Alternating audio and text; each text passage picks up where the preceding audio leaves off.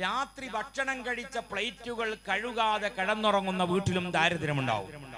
സാധാരണഗതിയിൽ ഭക്ഷണം കഴിച്ചിട്ട് ആ പ്ലേറ്റ് ഒക്കെ എന്ത് ചെയ്യും? നമ്മൾ രാവിലെ കഴുകാം എന്ന് കരുതി ഭാര്യയും ഭർത്താവും അത് മാറ്റിവെച്ചാൽ നമ്മൾ കരുതുണ്ടാവും ഇത് ഭാര്യയുടെ പണിയാണ് പാത്രം കഴുകൽ. അങ്ങനെയൊന്നല്ല നമ്മളും പണി. നമ്മളിങ്ങനെ ഓളിങ്ങനെ പാത്രമൊക്കെ കഴിക്കുന്ന വരെ നമ്മളിങ്ങനെ കള്ളിത്തിനൊക്കെ മാറ്റി റാഹത്തായി കുത്തറിന് വാട്സപ്പിൽ 4 ഫോർവേഡൊക്കെ ഇട്ട് ഫേസ്ബുക്കൊക്കെ അങ്ങോട്ടാക്കി ഇങ്ങോട്ട് 4 നോണയും പസാദൊക്കെ അങ്ങോട്ടും ഇങ്ങോട്ടൊക്കെ ഒന്ന് വിട്ട് റെഡിയാ.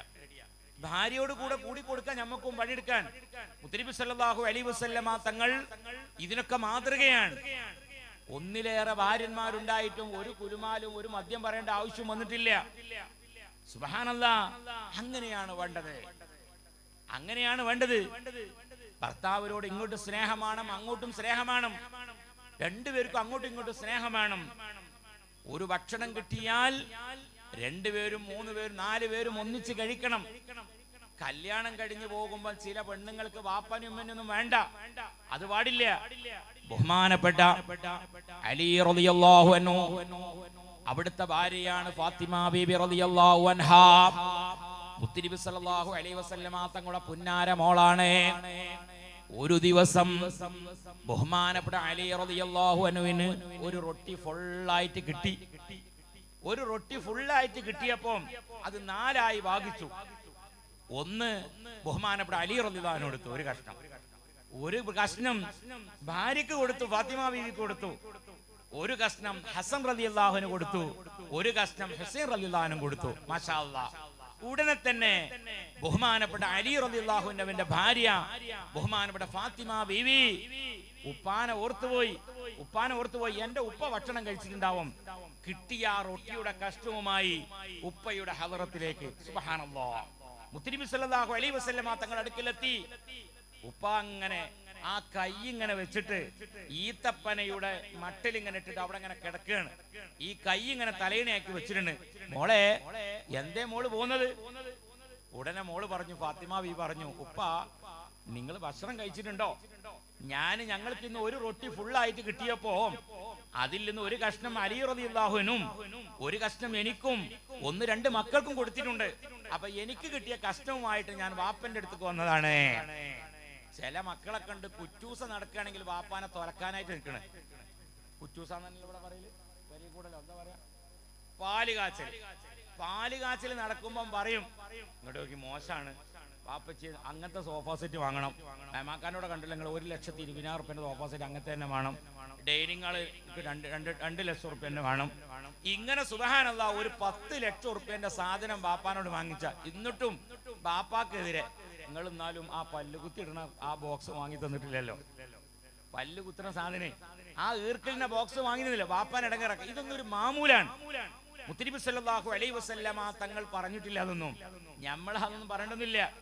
ഇന്ന് ഭയങ്കര മാമൂൽ ഉസാറാണ് അല്ലേ? നിങ്ങളൊക്കെ പിന്നെ സ്ത്രീധനം ഒഴിവാക്കിയിട്ട് പോക്കറ്റ് മണിയാണ്. അപ്പൊ ഞാൻ ചോദിച്ചു, എന്താ ഇത് രണ്ടിന്റെ ഇടയിൽ ഫർക്ക്? കാരണം ഇവിടുന്ന് കെട്ടല സുഖം. കാരണം പോക്കറ്റ് മണിയാണ് നല്ല മണം, അത് തിരിച്ചു കൊടുക്കണ്ട കൊല്ലുമ്പോ പോലെ ഓടിയാല്. ഞാൻ നേരെ ഓപ്പോസിറ്റ് ആക്കണം. ഏതായാലും നിങ്ങളൊക്കെ കെട്ടിയാലാണല്ലോ, അതുകൊണ്ട് നമുക്ക് പറയാം അല്ലേ? പോക്കറ്റ് മണി വാങ്ങിയാൽ പിന്നെ എന്തില്ല, ആവശ്യമില്ല. അത് കുലുമാന് കൂടിയാലും ഒഴിവാക്കേണ്ടി വന്നാലും നമുക്ക് തീർക്കേണ്ട ആവശ്യമില്ല. ഞാൻ അതിലേക്കൊന്നും കടക്കുന്നില്ല, അത് നിങ്ങളെ സിലബസാ. അപ്പൊ പ്രിയപ്പെട്ട മോമിനെ, ആ ബഹുമാനപ്പെട്ട ഫാത്തിമ ബീവി ഉപ്പയോട് കാണിച്ച മഹബത്ത് എത്രയാ! ഉടനെ അവിടേക്ക് ഓടിക്കഴിഞ്ഞു. എന്നാൽ ഭർത്താവിനെ ഇടങ്ങേറാക്കുവോ ഭാര്യമാര്? ഇല്ല. ബഹുമാനപ്പെട്ട ഫാത്തിമ ബീവി ഗർഭിണിയാകുമ്പോ പ്രിയപ്പെട്ട ഭർത്താവിനോട് അലി റളിയല്ലാഹു അൻഹുവിനോട് പറഞ്ഞു, യാ അലി, എനിക്ക് ഗർഭം തികഞ്ഞ് പൂർണ്ണ അവസ്ഥയിലേക്ക് എത്തിക്കൊണ്ടിരിക്കുകയാണ്. അതുകൊണ്ട് എനിക്കൊരു ആഗ്രഹമുണ്ട്. നല്ല മധുരമുള്ള ഒരു ഈത്തപ്പഴം എനിക്ക് കൊണ്ടുതാ. ഭാര്യ പറയാണ്, നമ്മളെ നാട്ടിലെ പെണ്ണുങ്ങൾ ഈത്തപ്പഴം വെക്കുക, നല്ല പുളിങ്ങ വെക്കും, നല്ല പുളി, അല്ലെങ്കിൽ നല്ല മാങ്ങ, പച്ചമാങ്ങ വേണം എനിക്ക്. ഗർഭം തുടങ്ങുമ്പോൾ ഓൾക്ക് അങ്ങനത്തെ ഓരോ വേണ്ടാത്ത സാധനമൊക്കെ ചോദിക്കും. മാങ്ങ ഇല്ലാത്ത കാലത്ത് മാങ്ങ ചോദിച്ചാൽ എന്താ കേട്ടുക? നിങ്ങൾക്ക് എന്നോട് തീരെ സ്നേഹമില്ല. നിങ്ങളൊരു മാങ്ങ ചോദിച്ചിട്ട് കൊണ്ടുവന്നോളൂ. ഞാൻ 8 മാസം ഗർഭിണിയായി നിൽക്കുമ്പോൾ ഞാൻ ഇങ്ങോട്ടൊരു മാങ്ങ ചോദിച്ചിട്ട് കൊണ്ടുവന്നോ, നിങ്ങളെ വർത്താനം എനിക്ക് കേൾക്കണ്ട. സുബ്ഹാനല്ലാഹ്. ബഹുമാനപ്പെട്ട അലി റളിയല്ലാഹു അൻഹുവിനോട് ഭാര്യ ചോദിച്ചു, ഫാത്തിമ ബീവി, യാ അലി, നിങ്ങൾ എനിക്ക് നല്ല മധുരമുള്ള ഈത്തപ്പഴം കൊണ്ടുവരണം. ബഹുമാനപ്പെട്ട അലി റളിയല്ലാഹു അൻഹു ഓടി, കയ്യിൽ പൈസ ഒന്നുമില്ല, ബഹുമാനപ്പെട്ടവർ ഓടി ടൗണിലെത്തി. ബഹുമാനപ്പെട്ടവരുടെ കയ്യിൽ ഒരു അങ്കി ഉണ്ടായിരുന്നു, അത് പണയം വെച്ച് അതിന് പകരമായി ഈത്തപ്പഴം, നല്ല മധുരമുള്ള, ഭാര്യ ഇഷ്ടപ്പെടുന്ന ആ ഒരു സാധനം ഇങ്ങനെ കൊണ്ടുപോവുകയാണ്. ടൗണിൽ ഇങ്ങനെ എത്തിയപ്പോ അലി റളിയല്ലാഹുവിനോട് ചോദിച്ചു, അലി റളിയല്ലാഹു, അലി ഞങ്ങൾക്ക് 4 ദിവസമായി ഭക്ഷണം കഴിച്ചിട്ട്, അതുകൊണ്ട് ആ ഭക്ഷണം, ആ ഈത്തപ്പഴം ഞമ്മക്ക് താ. സുബ്ഹാനല്ലാഹ്. അലി റളിയല്ലാഹു കാണിച്ചു കൊടുത്തു. അലി റളിയല്ലാഹു കാണിച്ചു കൊടുത്ത് 2 കൈയും കണ്ണും മൂട്ടിയിട്ടും കാണിച്ചു കൊടുത്തപ്പോതിന് 2 മിനിറ്റോടുള്ള ഈത്തപ്പഴമൊക്കെ കഴിഞ്ഞു പോയി. പിന്നെന്ത് ചെയ്യാ? സുബ്ഹാനല്ലാഹ്. ഭാര്യന്റെ അടുത്ത് പോണ്ടേ? നമ്മളെ പെണ്ണുങ്ങളൊക്കെ ആണ് നിങ്ങൾ പറയും, ഇങ്ങോട്ട് വരി, ഞങ്ങൾക്ക് ഞാൻ കാണിച്ചു തരാം. നിങ്ങൾ ഇങ്ങനെ കയ്യും വീശി ഇങ്ങനെ ചെറിയും തോളിലിട്ട് ഇങ്ങനെ പെണ്ണുകളെ. ബഹുമാനപ്പെട്ട അലി റളിയല്ലാഹു അൻഹു ഭാര്യയുടെ മുമ്പിൽ സങ്കടത്തോടു കൂടെ പോവുകയാണ്. സങ്കടത്തോട് വരുന്നത് കണ്ടപ്പോ ഫാത്തിമ ബീവിക്ക് മനസ്സിലായി, എന്തോ ഒരു പന്തികേട് നടന്നിട്ടുണ്ട്. ഒന്നിരിക്കൽ ഈത്തപ്പഴം കിട്ടിയിട്ടില്ല, ഇല്ലെങ്കിലോ കിട്ടിയ ഈത്തപ്പഴം ആർക്കെങ്കിലും കൊടുത്തിട്ടുണ്ടാവും. ചൂടായതൊന്നുമില്ല. നമ്മളെ ഭാര്യമാരൊക്കെ ചൂടാവും അല്ലേ? നമ്മളെ ഭാര്യമാര് ചൂടാവും. ഇവിടുത്തെ ഭാര്യമാരെ പറ്റിയല്ല പറഞ്ഞേ, ഇതിന്റെ അപ്പുറത്തുള്ള ആളുകളെ പറ്റി. അങ്ങനെ ബഹുമാനപ്പെട്ടവര് വന്നപ്പോ ഒന്നും മിണ്ടിയില്ല ഭാര്യ. ഉടനെ വീട്ടിന്റെ അകത്തുള്ള ആ ഒരു ഗോതമ്പത്തിന്റെ മാവെടുത്ത് അത് നന്നാക്കി കുഴച്ച് നല്ല റൊട്ടി ഇട്ട് 2 ആളും ഭക്ഷണം കഴിക്കാൻ തുടങ്ങി. റൊട്ടി അപ്പോഴും ചോദിക്കുന്നില്ല. അപ്പൊ ചോദിച്ചു, അല്ല ഫാത്തിമ, നീ എന്നെ ഈത്തപ്പഴത്തിന് പറഞ്ഞയച്ചല്ലേ, ഞാൻ കൊണ്ടുവരാ, എന്നിട്ട് നീ എന്താ അത് ചോദിക്കാത്തത്? ചിരിച്ചുകൊണ്ട് ഭാര്യ പറഞ്ഞു, പ്രിയപ്പെട്ട ഭർത്താവേ, നിങ്ങൾ എന്നോട് മഹബത്തുണ്ട്, ഈത്തപ്പഴത്തിന് ഓടിയിട്ടുമുണ്ട്. പക്ഷേ നിങ്ങളുടെ മുഖം കണ്ടപ്പോ എനിക്ക് മനസ്സിലായി, നിങ്ങളെ കയ്യിൽ ഒന്നിരിക്കൽ ഈത്തപ്പഴം കിട്ടി, അതാരോ ഹദിയ കൊടുത്തിട്ടുണ്ട്, ഇല്ലെങ്കിൽ കിട്ടിയിട്ടില്ല.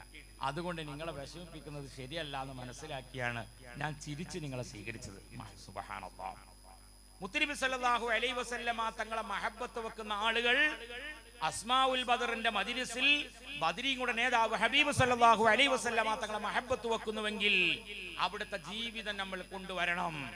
ഇടയ്ക്ക് ഞാൻ പറഞ്ഞു, അങ്ങനെ 4-4ാമത്തെ കാരണമാണ് ഞാൻ പറഞ്ഞു വരുന്നത്. 4ാമത്തെ കാരണം, രാത്രി ഭക്ഷണം കഴിച്ച പ്ലേറ്റുകൾ കഴുകാതെ കിടന്നുറങ്ങുന്ന വീട്ടിൽ ദാരിദ്ര്യമുണ്ടാകും. റെഡിയാ? ഓക്കെ, ഇതൊക്കെ നാളെ മുതൽ റെഡി ആവണം. എന്നാ നമ്മളെ ഈ മഹദറത്തുൽ ബദരിന്റെ 4ാമത്തെ വാർഷികം വിജയിച്ചു പോയി. ഇല്ലെങ്കിൽ കുറച്ച് പൈസ മയക്കക്കാരൻ കൊണ്ടേ, കുറച്ച് ഞാനും കൊണ്ടേ, കുറച്ച് പന്തലാരും കൊണ്ടേ, നിങ്ങൾക്കൊന്നും ഉണ്ടാവില്ല. നിങ്ങൾക്ക് ചോറ്റുമ്പതി ഉണ്ടാവും, അതെന്നെ തണുത്ത് കാണാം.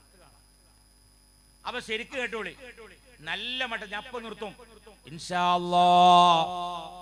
അന്ന് 5 കാരണങ്ങൾ പറഞ്ഞു. 6ാമത്തെ കാരണം, സുബ്ഹാന ജല്ല ജലാലു, രാത്രി സമയങ്ങളിൽ ചൂലെടുത്തുകൊണ്ട് അടിച്ചു വരുന്ന വീടുകളിലും ദാരിദ്ര്യമുണ്ടാകും. രാത്രി ചൂലെടുത്ത് അടിച്ചു വരാൻ പാടില്ല. എന്നാൽ വൃത്തികേടുകൾ വന്ന സ്ഥലങ്ങളാണെങ്കിൽ അത് അടിച്ചു വരുന്നതിന് കുഴപ്പമില്ല. രാവിലെ 9 മണിയാകുമ്പോൾ നമ്മളെ വീട്ടിലെ സിലബസ് ഉണ്ടല്ലോ, മൊത്തം വൃത്തിയാക്കുക. ആ വൃത്തിയാക്കുന്ന പണി എന്തിനാക്കാൻ പാടില്ല, രാത്രി എടുക്കാൻ പാടില്ല. ഇത് സഹോദരിമാരും കേൾക്കണം, സഹോദരന്മാരും കേൾക്കണം. സഹോദരിമാരോട് കൂടെ ഭർത്താക്കന്മാര് സഹകരിച്ചു കൊടുക്കണം. നേരത്തെ പറഞ്ഞു, ഇതൊന്നും ഓർക്ക് തിരിയാത്തോണ്ടാണ്.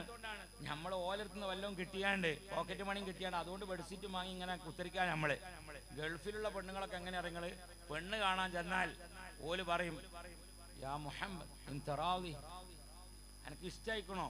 ആ ഇഷ്ടായിക്കണം. എന്നാ ഞാൻ മഹർ പറയാണ്, നീ എന്നെ കെട്ടാൻ വന്നേലേ, എന്നാ എന്റെ മഹർ ഞാൻ പറയട്ടെ. അനബുഹ വാഹിദ് ശുദ്ധ, അനബുഹ വാഹിദ് ഖദ്ദാമ, അനബുഹ വാഹിദ് സയ്യാറ, അനബുഹ വാഹിദ് സവ്വാഖ്. മലയാളം പറയണോ? മഹറ പറഞ്ഞേ. ഓല് പറയണേ, എനിക്ക് എന്ത് ചെയ്യണം, ഒരു അനബുഹ വാഹിദ് ശുദ്ധ, എനിക്കൊരു ഫ്ലാറ്റ് വേണം. അനബുഹ വാഹിദ് ഖദ്ദാമ, എനിക്കൊരു വേലക്കാരത്തിന് വേണം.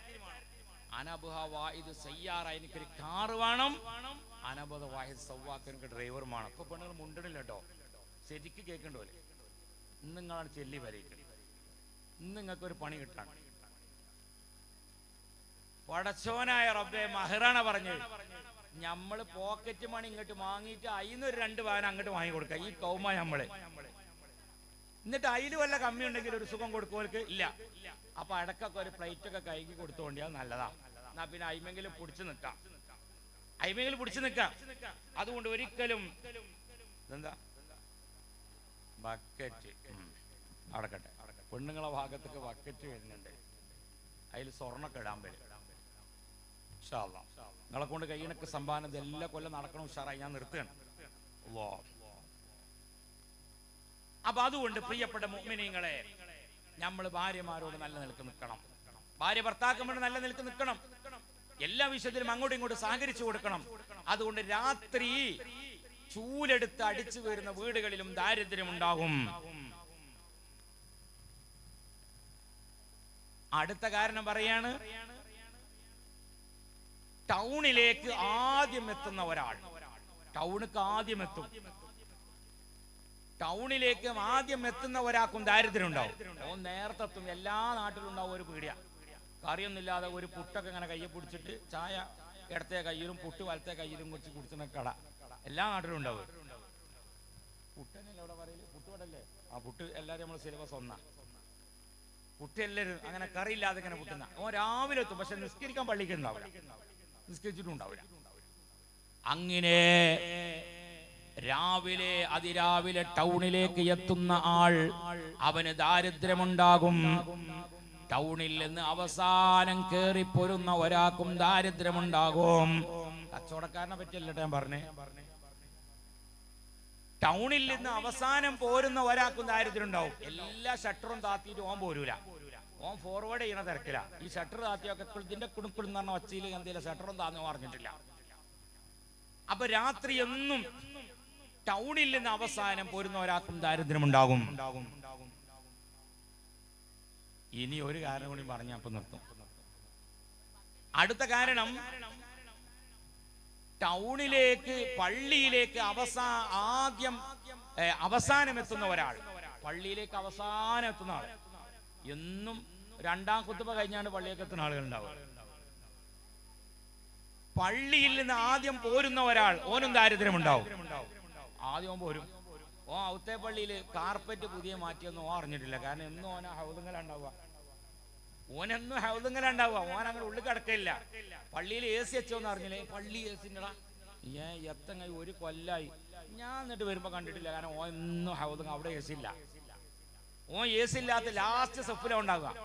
പിന്നെ ഓൻ ആദ്യം എണീറ്റ് വരണല്ലോ. അപ്പൊ അതുകൊണ്ട് ഓൻ ആദ്യം പോയി. ഇവർക്കും ദാരിദ്ര്യം ഉണ്ടാവും. അതുകൊണ്ട് ഞാൻ നിർത്തണം. ഈ കാരണങ്ങളൊക്കെ പണം ഉണ്ടാവാനുള്ള കാരണങ്ങളാണ്. അപ്പൊ പ്രിയപ്പെട്ട മുഅ്മിനീങ്ങളെ, നമ്മൾ മനസ്സിലാക്കണം, മുത്തുനബി സല്ലല്ലാഹു അലൈഹി വസല്ലമ തങ്ങൾ ജീവിതത്തിൽ കാണിച്ചു തന്നത് നമ്മുടെ ജീവിതത്തിൽ നമ്മൾ കൊണ്ടുവരണം. ആ ഒരു മജ്ലിസ് അൽഹംദുലില്ലാഹ് സംഘടിപ്പിക്കുമ്പോൾ ഈ മജ്ലിസിന്റെ ബറക്കത്ത് ചെറുതൊന്നുമല്ല. ധാരാളം ആളുകൾ ഇതിലേക്ക് ആടുകൾ നേർച്ചയാക്കി എല്ലാ വർഷവും ധാരാളം അനുഭവങ്ങളുള്ളവർ ഈ സദസ്സിലുണ്ട്. അല്ലാഹു നല്ല ഇജാബത്തുള്ള മജ്ലിസാക്കി അല്ലാഹു ഖിയാമത്ത് നാൾ വരെ അല്ലാഹു നിലനിർത്തി തരട്ടെ. അൽഹംദുലില്ലാഹ് അങ്ങനത്തെ നല്ല മജ്ലിസാണ് അതുള്ളത്. അതുകൊണ്ട് എല്ലാ ആളുകളും ഈ കാര്യം, ഒരു കാര്യം കൂടി എനിക്ക് നിങ്ങളോട് പറയാനുണ്ട്. കടമില്ലാതെ ജീവിക്കാൻ വേണ്ടി പഠിക്കണം. കടമില്ലാതെ ജീവിക്കാൻ വേണ്ടി പഠിക്കണം. മൊബൈല് ലോണ് കിട്ടും നമുക്ക്, പലിശ ഇല്ലാതെ ലോൺ എന്ന് പറഞ്ഞ ഒരു ബോണർ കാണുമ്പോത്തിന് പിന്നെ അതിന്റെ ബാക്കില ഐഫോണിന്റെ നമ്പർ മാറുന്നതിനനുസരിച്ച് കൊണ്ട് ഫോൺ വാങ്ങാൻ പോയാൽ അങ്ങനെ ഉണ്ടാവും. ഐഫോണിന്റെ നമ്പർ മാറുന്നതിനനുസരിച്ച് കൊണ്ട് ഫോൺ ഇങ്ങനെ കടം വാങ്ങാ, പിന്നെ ഇങ്ങനെ വീട്ടാൻ പോവാ. പിന്നെ സുബ്ഹാനല്ലാഹ് വലിയ ഇടങ്ങേറുള്ള കാര്യമാണ് കടം. അതുകൊണ്ട് കടത്തോടുകൂടെ മരിക്കാൻ പാടില്ല. എല്ലാവരും കടം വീട്ടണം. വലിയ വീടുകൾ ഉണ്ടാക്കേണ്ട ആവശ്യമില്ല. എല്ലാവരും വലിയ വീടുണ്ടാക്കുക. സുബ്ഹാനല്ലാഹ് ഒരു സമാധാനം ഉണ്ടാവില്ല വലിയ വീടുണ്ട്. പൈസ ഇല്ലാതെ ആകെ 400 സ്ക്വയർ ഫീറ്റിന്റെ വീടുണ്ടാക്കാനുള്ള പൈസ ഓൻ്റെ അടുത്ത് ഉണ്ടാവുള്ളൂ. ആകെ അത്രേ ഓൻ്റെ കയ്യിലുണ്ടാവുകയുള്ളൂ. എന്നിട്ട് 2500 സ്ക്വയർ ഫീറ്റിന്റെ പുരണ്ടാക്കും. എന്നിട്ട് ഇങ്ങനെ പറയാം, ഉസ്താദേ ദ്വാരക്കണം കേട്ടോ, ഭയങ്കര ഇടങ്ങാറ്, അന്ത് കടം വീടിയില്ല, പുര കട. എത്ര കട ഉണ്ട്? ഞാൻ 25 ലക്ഷം റുപ്യ കട എടുത്തുക്കണു. എവിടുന്ന് ബാങ്കിന്നോ? സുബ്ഹാനല്ലാഹ്. അല്ല ഉസ്താദ്, അത് ഹൗസ് ലോണാണ്. ഹൗസ് ലോൺ പറഞ്ഞാൽ പിന്നെ കുറച്ച് സമാധാന.